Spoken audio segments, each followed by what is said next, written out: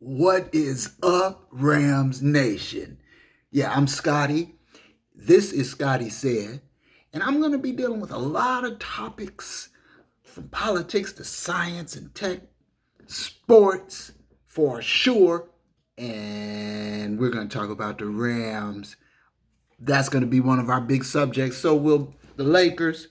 We're just going to cover a variety of topics and issues. When you check in to Scotty Said, you're going to always have something really mind-boggling to stew on, something to get your synapses firing and your brain percolating.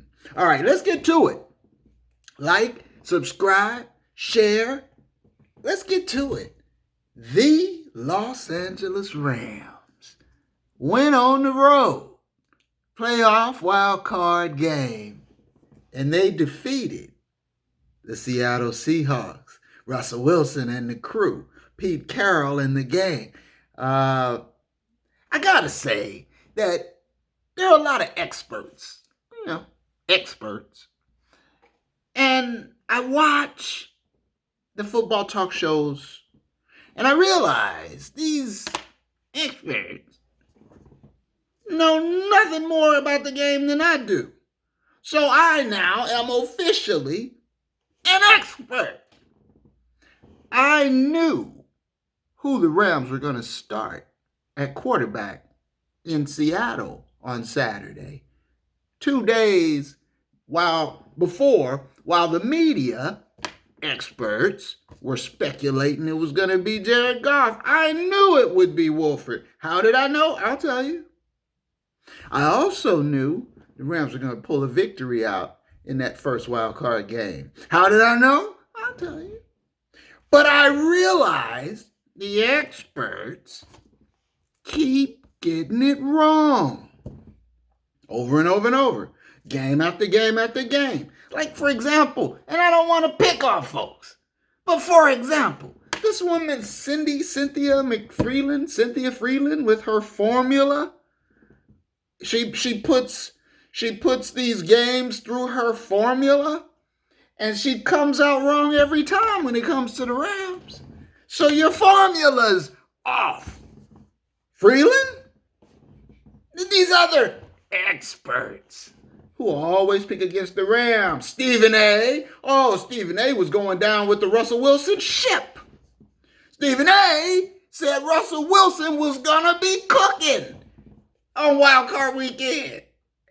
Russell Wilson with an overall QBR on Saturday of 17.6. Russell Wilson cooked up a putrid stew. Ooh. But Stephen A's an expert. See, these guys, these media types, they're always, I notice a lot of them, they're always downplaying the Rams, picking against them. And even worse, ignoring them. I'm talking to you, Skip Bayless. Skip. Don't do that, Skip. Don't do that, Skip. Skip Bayless, you live in Los Angeles. You broadcast from Los Angeles. You're breathing that wonderful LA air.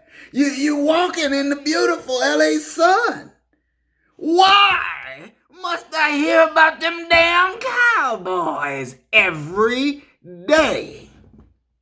The Cowboys are atrocious. They're horrific. They are disgusting and shameful, and yet every damn day I got to hear about the damn Dallas Cowboys from Skip Bayless. And once they go 4-12 or whatever they go, and they're out of it, and the playoffs are going, and you have a real team in the playoffs making noise in your own backyard, your Los Angeles Rams. And do we hear about the Rams on Skip Bayless's show? No. Now we got to hear about who should the Cowboys draft. What did Stephen Jones think? Who should the Cowboys look at as a new coach? Damn it. Damn them Cowboys. They're awful. They're garbage. So we need a place where people can come and commiserate and deal with real issues in the NFL, real teams, doing real things, big things in the playoffs. 2020-2021 season. So, let me get back to my point. I got a little worked up and I digress. The Los Angeles Rams are a legitimate Super Bowl contender, ladies and gentlemen. Now, I know what you're saying. But what about the quarterback? They don't have a quarterback. They gotta have a quarterback. Okay. Now, hear me out. In Sean McVay, I trust. I really do. Now, I'm going to have to critique Sean McVay and give you an honest criticism or two along the way. But overall, in the general, in the abstract, in Sean McVay, I trust. The Rams had 4 winning seasons in 25 years. Me being a Rams fan, I suffered through a lot of misery, season in, season out. Grinding mediocrity. 6-10, 5-11, 7-9, 4 year in, year out. 4 winning seasons in 25 years before McVay. I, as a Rams fan, lived through the Jeff Fisher era. But since the arrival of Sean McVay, since the dawn of the McVay era, the boy wonder, the Rams have had 4 consecutive winning seasons. 4 in 25 years before McVay, 4 in 4 years since McVay. Okay? Plus a Super Bowl, which was, an awful showing. It was an egg, a dud. They went there and stunk up the joint. But they got there. They only missed the playoffs once. That was last year, that Super Bowl hangover year. And even then they were 9-7. And under this new playoff format, last year they would have made the playoffs. So under Sean McVay, they play winning football. And I believe in the guy, and I trust him, and it's the best thing the Rams have done in many decades. Signing Sean McVay. So, McVay's going to scheme this thing out. We know we have the number 1 ranked defense in all of football. That'll take you a long way. That defense will play in Green Bay. Okay? I believe Sean McVay can scheme enough with the offense, and I grant you, quarterback is an issue. But I believe Sean McVay can scheme enough with the offense, combined with solid special teams play and an extraordinary defense. They can take Green Bay on Saturday. And whoever will be left, Tampa Bay or New Orleans, they can take them too. Because once they get past Green Bay, the coast is clear to go slide right to the bowl. But I digress. I get ahead of myself. Now here's the thing. I knew that Walford was going to start in Seattle on Saturday. You know when I knew? When I watched Jared Goff's press conference, because, the media, they try and drag out the answer from everybody. Who's going to start a quarterback? Who's going to start? What do you think about the starting quarterback situation? And everybody, all of the Rams players, the coach, everybody played it close to the vest. And you couldn't really tell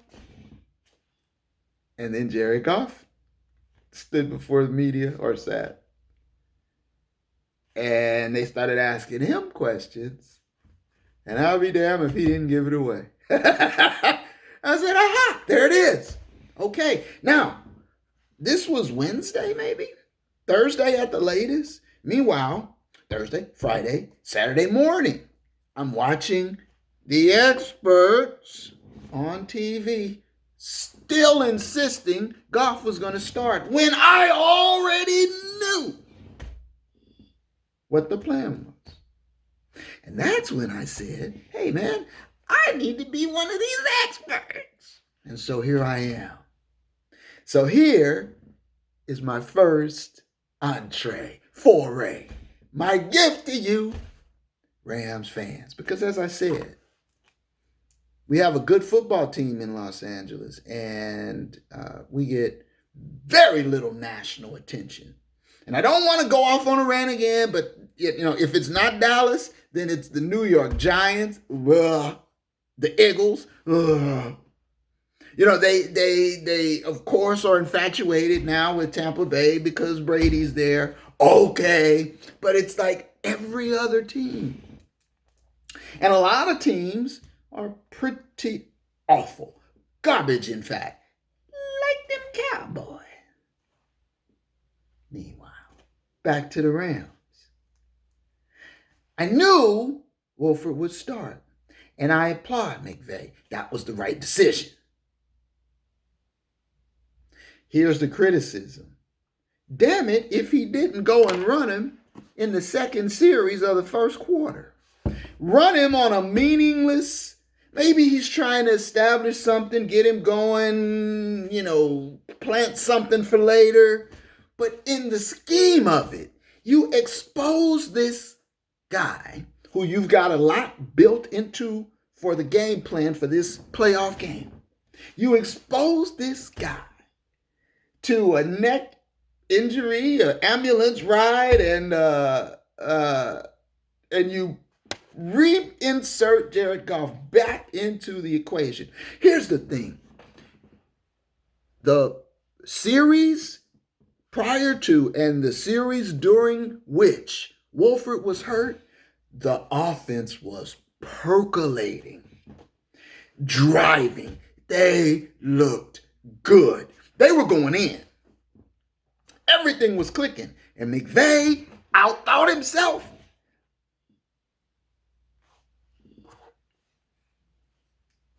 And now the guy's going to the hospital.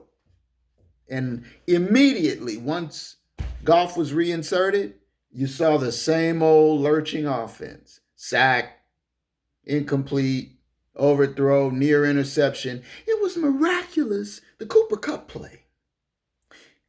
That probably by right should have been an interception. And Cooper Kupp made an impressive adjustment in the air, came back, snatched it away, because the defender was just waiting to pick it. It was floating right to him. It was like in slow motion. I saw the interception happening, and I'm like, no. And Cooper Kupp adjusted, went back, grabbed it, snatched it from him, pulled it down. They got a field goal out of that drive, and that was huge. But this game, epic. Ebbs and flows, twists and turns, plot twists. It was an extraordinary game. And people who say Seattle didn't show up and they didn't come to play and they didn't seem interested, I didn't see that. I saw a team that was hitting. They were flying around. They were giving it what they had. I mean, styles make fights, and the honest to God truth is a lot of matchups favor the Rams when they play the Seahawks. And that showed up once again. Donald is a monster, a beast. Now here's the thing with the win. We got this win, but now what? With the Knicks, the injuries. Donald, that's the biggest one, really. I mean, I know, what about the quarterback? I know. But you need 99 wreaking havoc in the middle of the line. That's the big one. You really want him to be in Green Bay.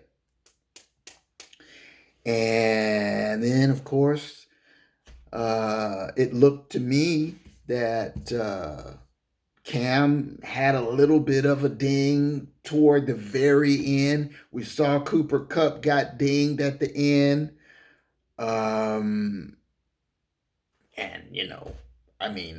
Reports are that the golf thumb swole up quite a bit. And so there's the intrigue going into Green Bay. What do you do? Assuming, because the rumor is Kupp's going to be okay. It was a contusion. And Donald most likely is going to will himself to play. And he'll be there wreaking havoc. And it really comes down to, I believe Cam Akers is going to be okay. I haven't heard anything in the wind, in the ether.